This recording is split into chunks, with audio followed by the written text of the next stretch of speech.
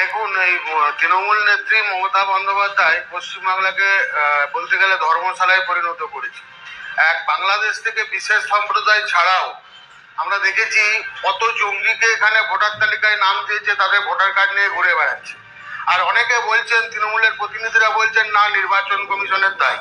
আমি একটা কথা আপনাকে বলতে চাই, তৃণমূল নেত্রী মমতা বন্দ্যোপাধ্যায়ের অনুপ্রেরণা ছাড়া যেখানে চিড়িয়াখানায় বাঘের বাচ্চা জন্ম নেয় না, সেখানে কিভাবে আপনি বলুন এখানে ভোটার কার্ডে নাম তোলা হোক, কারো অনুপ্রবেশ হোক, কোনোদিনও ঘটতে পারে? বুঝলাম, কিন্তু নির্বাচন কমিশন আপনাকে বলতে চাই, এর জন্য আমি আসামের মতো এনআরসি চাই।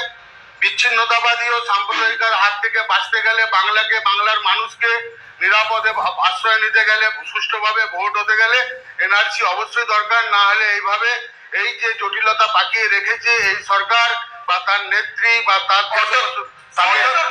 অর্থাৎ এই মুহূর্তে আমি আপনাদের কাছে যে প্রশ্ন করেছিলাম আপনারা কিভাবে